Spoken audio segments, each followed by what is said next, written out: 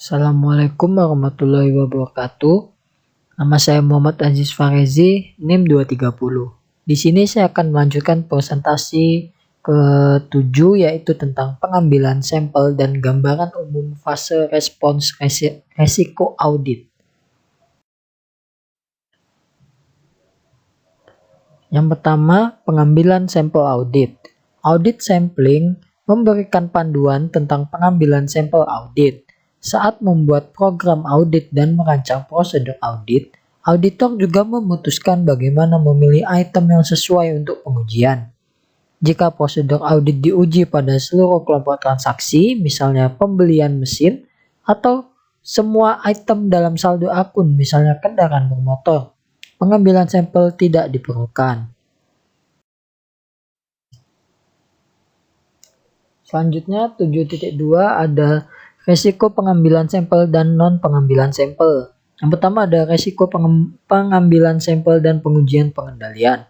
Saat menguji pengendalian, resiko pengambilan sampel adalah resiko bahwa auditor bergantung pada sistem pengendalian internal klien mereka ketika mereka seharusnya tidak melakukannya, yaitu auditor menyimpulkan bahwa pengendalian internal klien mereka efektif jika tidak efektif. Dan resiko itu auditor menyimpulkan bahwa kontrol internal klien mereka kurang dapat diandalkan daripada yang sebenarnya, yaitu auditor menyimpulkan bahwa kontrol internal klien mereka tidak efektif ketika mereka efektif. Yang kedua ada resiko pengambilan sampel dan prosedur substantif. Saat melakukan pengujian substantif, resiko pengambilan sampel adalah resiko di mana auditor menyimpulkan bahwa kesalahan penyajian material tidak ada, atau jika ada kesalahan penyajian material, atau auditor menyimpulkan bahwa kesalahan penyajian material ada padahal sebenarnya tidak. Dan yang ketiga ada resiko non-sampling. Resiko non-sampling adalah resiko bahwa auditor sampai pada kesimpulan yang tidak tepat karena alasan yang tidak terkait dengan masalah pengambilan sampel. Saat menguji pengendalian, resiko pengambilan sampel adalah resiko di mana auditor merancang pengujian yang tidak efektif dan tidak memberikan bukti bahwa suatu pengendalian beroperasi dengan benar. Yang selanjutnya 7.3 ada pengambilan sampel statistik dan non-statistik. Menurut ASA 530, pengambilan sampel statistik melibatkan pemilihan acak dan teori probabilitas untuk mengevaluasi hasil, termasuk resiko pengambilan sampel. Metode pemilihan sampel apapun yang tidak memiliki ini karakteristik bukan sampling statistik. Keuntungan dari pengambilan sampel statistik adalah memungkinkan auditor untuk mengukur resiko pengambilan sampel, yaitu resiko bahwa sampel yang dipilih oleh auditor tidak representatif. Kerugian dari pengambilan sampel statistik kadang-kadang biaya yang terlibat dalam menggunakan teknik ini. Pengambilan sampel non-statistik lebih mudah digunakan daripada pengambilan sampel statistik, memerlukan lebih sedikit pelatihan staf, berbiaya lebih rendah, dan memungkinkan auditor untuk memilih sampel yang mereka yakini sesuai menggunakan pertimbangan profesional mereka. Selanjutnya 7.4 ada metode pengambilan sampel. Yang pertama ada pemilihan acak. Seperti dijelaskan sebelumnya, sampling statistik mensyaratkan bahwa sampel dipilih secara acak dan hasil pengujian dievaluasi menggunakan teori probabilitas. Pemilihan acak mengharuskan orang yang memilih sampel tidak mempengaruhi pemilihan item yang dipilih. Sampel yang dihasilkan kemudian bebas dari bias dan setiap item dalam populasi memiliki peluang yang sama untuk dipilih untuk pengujian. Membuat nomor acak dapat digunakan untuk pemilihan sampel. Yang kedua ada pemilihan sistematis. Pemilihan sistematis melibatkan pemilihan sampel untuk pengujian dengan membagi jumlah item dalam suatu populasi dengan ukuran sampel, menghasilkan interval sampling N. Setelah interval pengambilan sampel ditentukan, titik awal dipilih yaitu item dalam populasi di bawah interval pengambilan sampel. Lalu sampel dipilih dengan memilih item pertama dan kemudian setiap item ke N setelah itu. Resiko dalam menggunakan pemilihan sistematis adalah bahwa unsur-unsur akan dicantumkan sedemikian rupa sehingga dengan memilih setiap unsur ke N, auditor memilih unsur-unsur yang terkait dalam beberapa cara. Yang ketiga ada pemilihan serampangan. Pemilihan serampangan melibatkan pemilihan sampel oleh auditor tanpa menggunakan teknik metodis. Meskipun teknik ini tampaknya memiliki banyak kesamaan dengan pemilihan acak, terdapat resiko bahwa auditor akan menghindari pemilihan beberapa item atau memastikan item lain disertakan dalam sampel. Yang keempat ada pemilihan blok. Pemilihan blok melibatkan pemilihan item yang dikelompokkan bersama dalam populasi item yang tersedia. Ini adalah teknik non-statistik karena banyak populasi item diurutkan secara berurutan yang membuat pemilihan kelompok item dalam sebuah blok menjadi tidak tepat.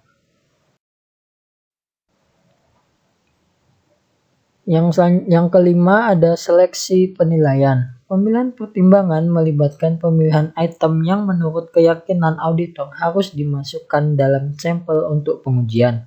Saat menguji kontrol, penilaian dapat digunakan untuk memastikan bahwa transaksi yang diproses saat komputer baru dipasang disertakan dalam sampel. Saat melakukan pengujian substantif, pertimbangan dapat digunakan untuk memasukkan sampel barang-barang yang besar atau tidak biasa. Dan yang terakhir ada faktor yang perlu dipertimbangkan saat memilih sampel. Ada sejumlah faktor yang perlu dipertimbangkan saat memilih sampel. Faktor-faktor yang dibahas dalam bagian ini sama untuk semua metode pengambilan sampel. Saat memilih sampel, auditor akan menggunakan penilaian dan pengetahuan klien mereka untuk membuat penilaian awal atas resiko pengendalian, resiko deteksi, dan materialitas perencanaan yang semuanya mempengaruhi ukuran sampel. Resiko pengendalian yang lebih rendah, semakin besar ukuran sampel saat menguji kontrol. Resiko pendeteksi yang lebih rendah semakin besar untuk melakukan prosedur substantif yang terperinci. Selanjutnya 7.5 ada faktor yang mempengaruhi ukuran sampel dan pengendalian pengujian. Faktor pertama adalah peningkatan sejauh mana resiko kesalahan penyajian material dikurangi dengan efektivitas operasi pengendalian. Faktor kedua adalah peningkatan tingkat penyimpangan dari aktivitas pengendalian yang ditentukan yang bersedia diterima oleh auditor.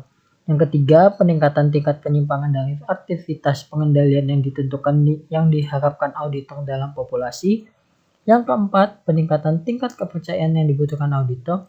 Dan faktor yang terakhir adalah peningkatan jumlah unit pengambilan sampel dalam populasi.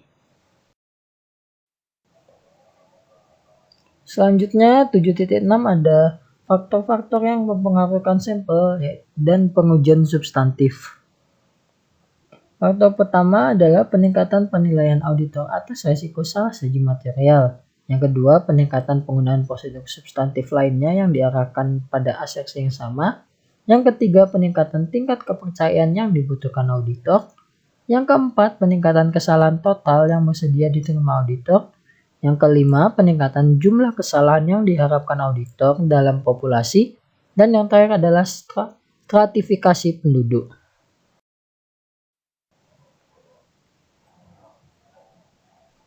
Yang selanjutnya 7.7 ada mengevaluasi hasil uji sampel. Jika auditor menemukan penyimpangan dari pengendalian yang ditentukan saat menguji pengendalian, tingkat penyimpangan akan dihitung. Tingkat penyimpangan adalah proporsi penyimpangan dalam sampel. Jika sampel diyakini mewakili seluruh populasi, maka tingkat defisiasi untuk sampel harus sama dengan tingkat defisiasi untuk populasi penduduk. Jika setelah melakukan pengujian lebih lanjut, auditor menemukan bahwa tingkat penyimpangan tetap konsisten dengan temuan awal mereka dan pengendalian lain juga tidak efektif. Auditor akan menyimpulkan bahwa sistem pengendalian internal klien tidak dapat diandalkan untuk mencegah atau mendeteksi potensi salah saji material dan auditor akan menilai kembali risiko pengendalian dan meningkatkan ketergantungan mereka pada pengujian substantif atas akun yang diuji.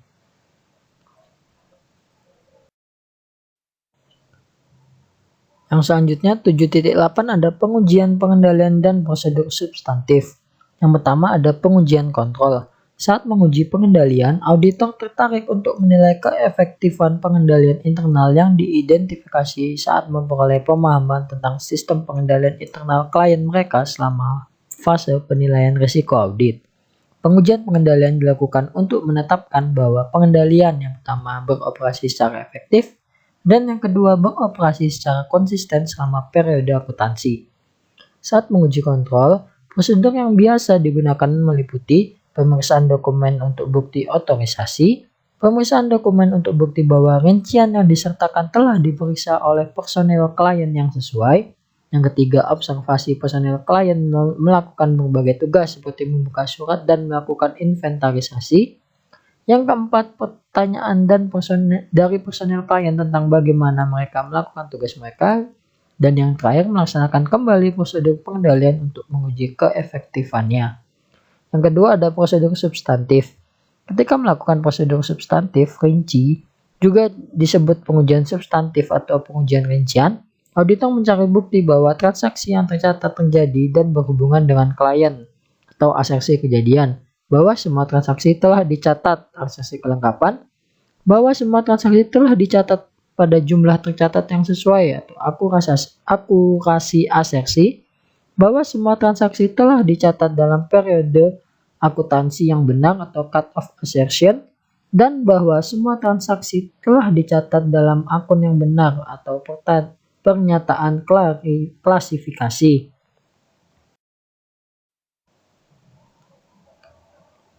Yang selanjutnya 7.9 ada sifat, saat, dan luas pengujian audit. Yang pertama ada sifat pengujian audit.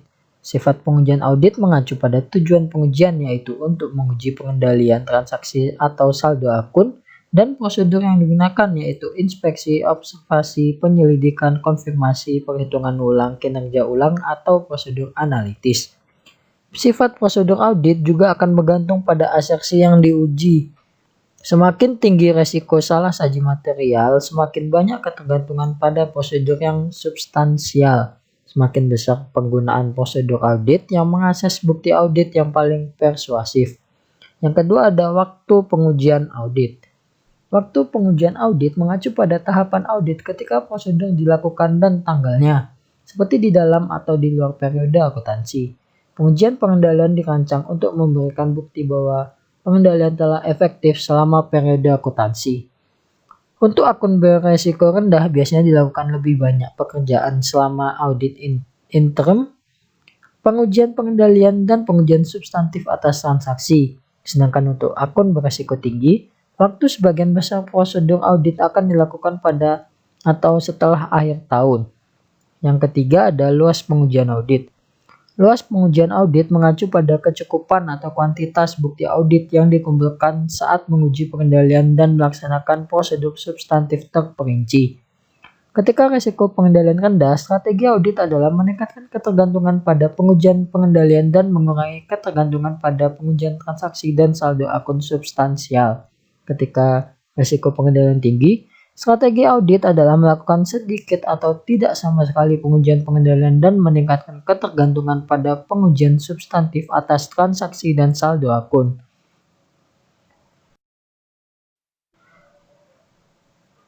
Selanjutnya 7.10 ada menarik kesimpulan. Bukti audit yang cukup dan tepat harus dikumpulkan untuk memungkinkan auditor menarik kesimpulan yang mendasari opini mereka tentang kebenaran dan kewajaran laporan keuangan klien mereka. Keputusan tentang apa yang merupakan bukti audit yang cukup dan tepat merupakan pertimbangan profesional karena didasarkan pada pemahaman auditor atas klien mereka dan risiko signifikan yang teridentifikasi ketika merencanakan audit dan bukti yang dikumpulkan saat melaksanakan audit. 7.11 ada dokumentasi dan kertas kerja audit. Dokumentasi audit mengharuskan auditor untuk mendokumentasikan setiap tahap audit dalam kertas kerja mereka untuk memberikan catatan pekerjaan yang telah diselesaikan dan bukti yang dikumpulkan dalam membentuk opini audit mereka. Kertas kerja audit umumnya mencakup nama klien, periode dalam audit, judul yang mendeskripsikan isi kertas kerja, referensi file yang menunjukkan di mana kertas kerja cocok dengan file audit, Paraf yang mengidentifikasi pembuat kertas kerja beserta tanggal pembuatan kertas kerja. Paraf yang mengidentifikasi reviewer kertas kerja bersama dengan tanggal kertas kerja di review. Dan yang terakhir, referensi silang antara kertas kerja yang menunjukkan di mana pekerjaan dan bukti lebih lanjut diringkas di tempat lain. Kertas kerja digunakan untuk mendokumentasikan rincian setiap audit. Yang pertama ada 7.11.1 file permanen. File permanen mencakup informasi dan dokumentasi klien yang berlaku untuk lebih dari satu audit. Informasi termasuk dalam file permanen diperiksa dan diperbarui pada awal setiap audit. File permanen berisi alamat kantor pusat klien, lokasi klien jika relevan, dan detail kontak, telepon, fax, dan email.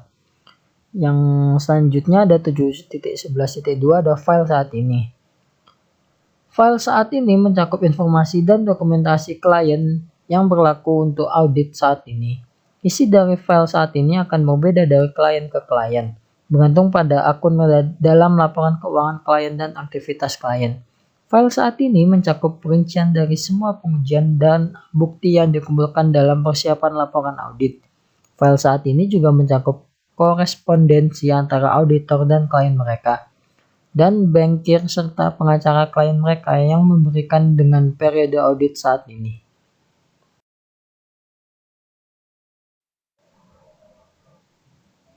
Sekian presentasi dari saya, kurang lebihnya mohon maaf. Wassalamualaikum warahmatullahi wabarakatuh.